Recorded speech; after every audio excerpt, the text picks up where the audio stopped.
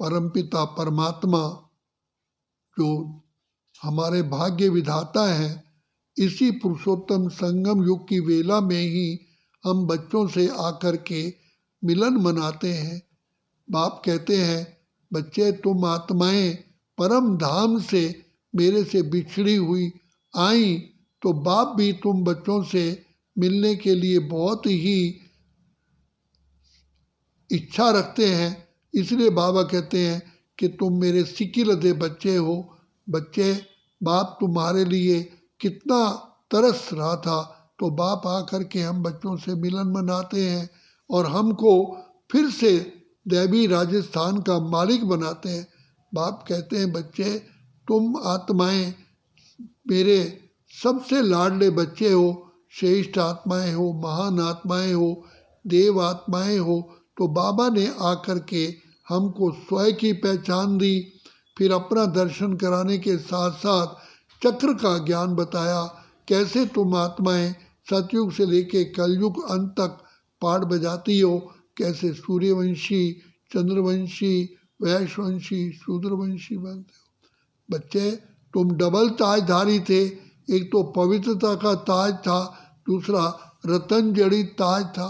आज जो दोनों ही ताज तुम्हारे खत्म होने के कारण तुम दुखी, अशांत और शक्तिहीन हो गए हो।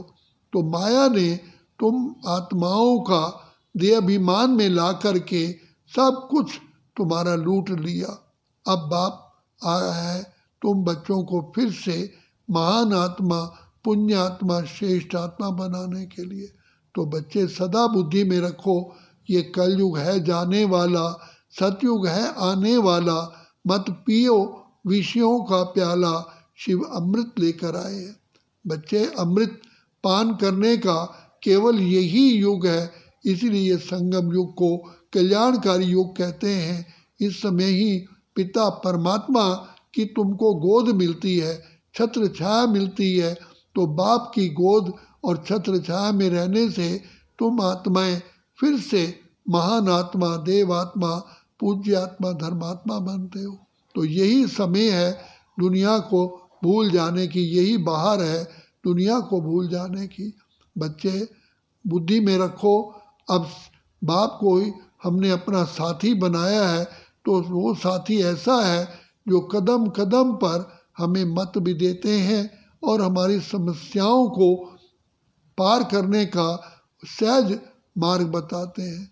तो अब बाप की गोद में जो बच्चे रहते हैं वो सदा सुरक्षित रहते हैं। तो इसलिए सदा मीठा बाबा, प्यारा बाबा, मेरा बाबा, ओ दिल के सहारे बाबा, ओ मेरे प्राण प्यारे बाबा, ऐसे बाबा से मीठी मीठी मीठी मीठी बातें करते रहो। बाबा आप ही हमारे माता पिता, शिक्षक, परम सतगुरु हैं। बाबा मैं आत्मा आपकी हूँ, आपकी थी और आपकी रहूँगी। तो बाबा की गोद में ही रहने वाले बच्चे सदा अतीन्द्रिय सुख का अनुभव करते हैं, सदा मौजों की जीवन में रहते हैं। तो यही जीवन है मौज बनाने की। और बाबा कहते हैं यही बाहर है दुनिया को भूल जाने की। जब बाप मिला सब कुछ मिल गया। तो बाबा इतनी हमको आकर के वर्तमान समय ऐसी खुशियों का वरदान देते हैं, झूला झुलाते हैं कि जो ये दुनिया हमारे सामने कुछ भी नहीं है। तो इसलिए बाबा को जिन्होंने पहचाना, हमने देखा, हमने पाया, शिव भोला भगवान, कितना मीठा, कितना प्यारा शिव भोला भगवान। यही समय है बाबा से वरदानों से झोली भरने की।